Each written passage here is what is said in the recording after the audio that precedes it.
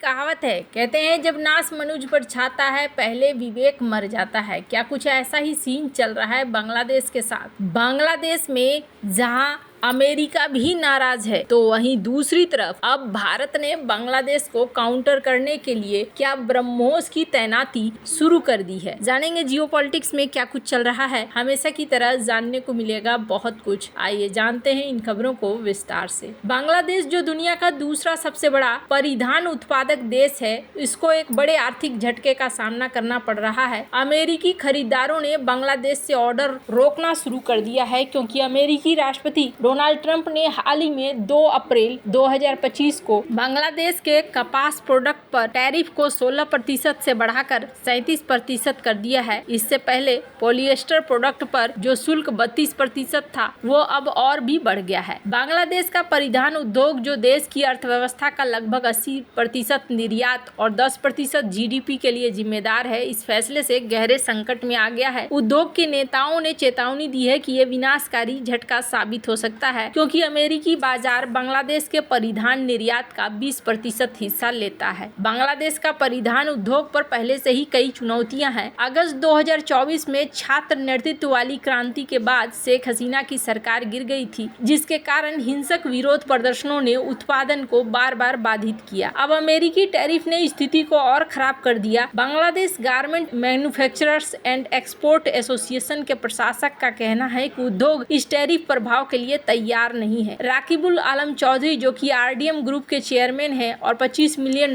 का कारोबार संभालते हैं, उन्होंने कहा कि खरीदार अब अन्य सस्ते बाजारों की ओर जाएंगे। हम अपने खरीदारों को खो देंगे। बांग्लादेश वैश्विक ब्रांड्स जैसे Gap Inc, Tommy, High Flyer, Levi के लिए कपड़े बनाता है और यह संकट 40 लाख श्रमिकों के रोजगार को खतरे में डाल सकता है। इसके जवाब में बांग्लादेश के अंतरिम नेता मोहम्मद यूनुस ने 5 अप्रैल 2025 को ढाका में एक आपातकालीन बैठक बुलाई, जिसमें उद्योग के प्रतिनिधियों ने इस संकट से निपटने के उपायों पर चर्चा की। लेकिन विशेषज्ञों का मानना है कि अगर जल्द ही कोई समाधान नहीं निकला तो कई कारखाने बंद हो सकते हैं और ऑर्डर भारत, वियतनाम, श्रीलंका जैसे देशों को शिफ्ट हो सकते हैं। इस स्थिति को समझने के लिए भारत के इतिहास से एक उदाहरण ले सकते हैं। 1990 के दशक में भारत का टेक्सटाइल उद्योग भी एक बड़े संकट से गुजरा था, जब अमेरिका और यूरोपीय संघ ने भारत से कपड़ा आयात पर कोटा सिस्टम लागू कर दिया था। ये व्यवस्था 1974 से चली आ रही थी, लेकिन 1990 के दशक में ये भारत के लिए सख्त हो गई। उस समय भारत के टेक्सटाइल निर्यात पर निर्भर कई छोटे मंझले कारखानों को नुकसान हुआ क्योंकि अमेरिकी और यूरोपीय खरीदारों ने सस्ते विकल्पों की तलाश शुरू कर दी। उदाहरण के लिए तमिलनाडु के तिरुपुर जैसा कपड़ा केंद्रों में कई कारखाने बंद हो गए, हजारों श्रमिक बेरोजगार हो गए। हालांकि भारत ने इस संकट से उबरने के लिए आत्मनिर्भरता पर जोर दिया। 1991 में आर्थिक सुधारों के बाद भारत ने अपने उद्योग को आधुनिक बनाया और विविधता लाई, जिससे वो धीरे धीरे वैश्विक बाजार में फिर से मजबूत हुआ। लेकिन बांग्लादेश के पास अभी ऐसा समय या संसाधन नहीं दिख रहे हैं। 1990 के भारत के तरह अगर बांग्लादेश इस संकट से नहीं उबर पाया तो उसका उद्योग अस्थायी रूप से प्रभावित हो सकता है। उस समय भारत के पास घरेलू बाजार और नीतिगत सुधारों का सहारा था, लेकिन बांग्लादेश का निर्यात निर्भर मॉडल इसे और कमजोर बनाता है। बांग्लादेश के परिधान उद्योग ने साल 2024 में $36 बिलियन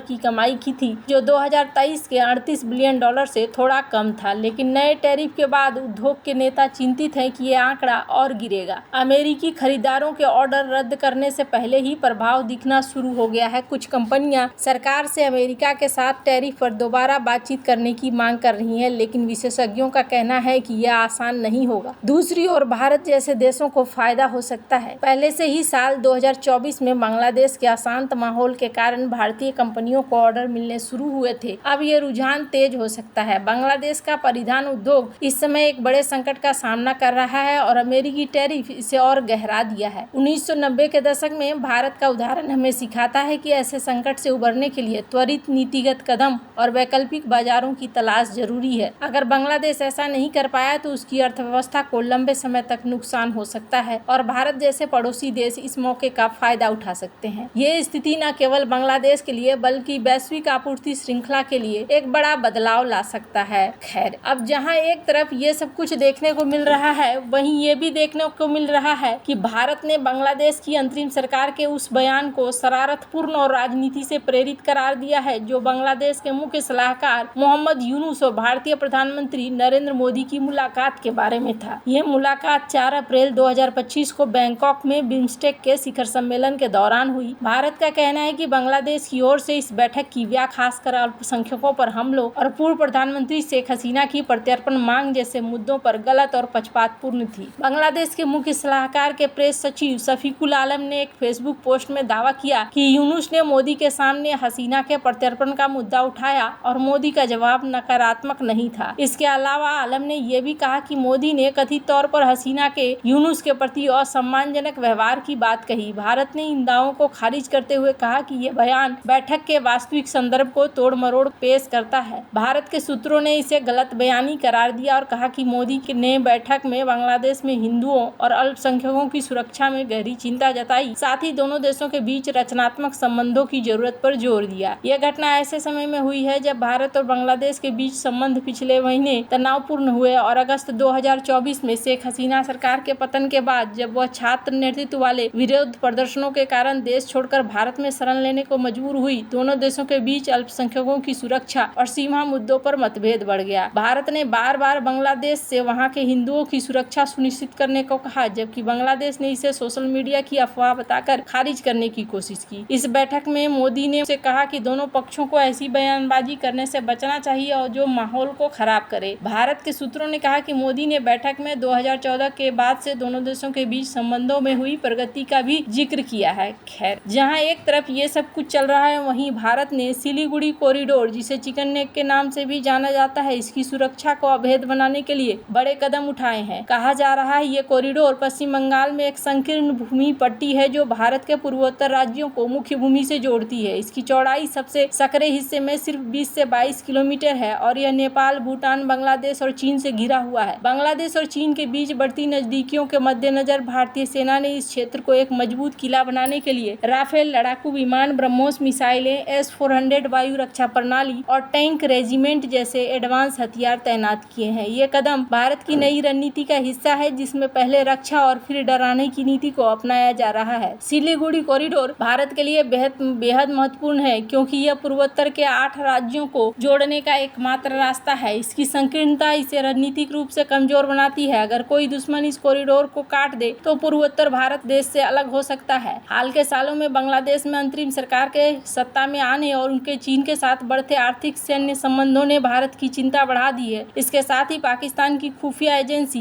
ISI का बांग्लादेश में प्रभाव भी एक खतरे के रूप में देखा जा रहा है। इसलिए भारतीय सेना के ब्रह्मास्त्र कॉर्प्स और त्रिशक्ति कॉर्प्स ने इस क्षेत्र पर अपनी तैनाती को मजबूत कर लिया है। भारतीय सेना ने इस क्षेत्र में अपनी रक्षा व्यवस्था को कई स्तरों पर मजबूत किया है। राफेल लड़ाकू विमान, हासीमारा एयरबेस पर राफेल जेट्स तैनात किए गए हैं जो हवा में दुश्मन के किसी भी हमले को नाकाम कर सकते हैं। ब्रह्मोस मिसाइलें, ये सुपरसोनिक मिसाइलें जमीन और हवा दोनों से हमला करने में सक्षम है और दुश्मन के ठिकानों को तेजी से नष्ट कर सकती है। S-400 ये एडवांस वायु रक्षा प्रणाली हवाई हमलों और ड्रोनों को रोकने में सक्षम है जिससे कॉरिडोर का आकाश सुरक्षित हो गया है। टैंक की बात करें तो टैंकों की रेजिमेंट और नियमित युद्ध अभ्यास ने यह सुनिश्चित किया है कि जमीन पर कोई भी खतरा सफल न हो। ये सभी कदम बांग्लादेश द्वारा तुर्की से खरीदे गए बाहर कतार TB2 ड्रोन की तैनाती और चीन के क्षेत्र में बढ़ती गतिविधियों के जवाब में उठाया गया है। वैसे आपको क्या लगता है इन सब मामले में, आपकी क्या राय है? कमेंट कर जरूर बताएं। जल्द मिलते हैं अगले वीडियो में नई खबर के साथ।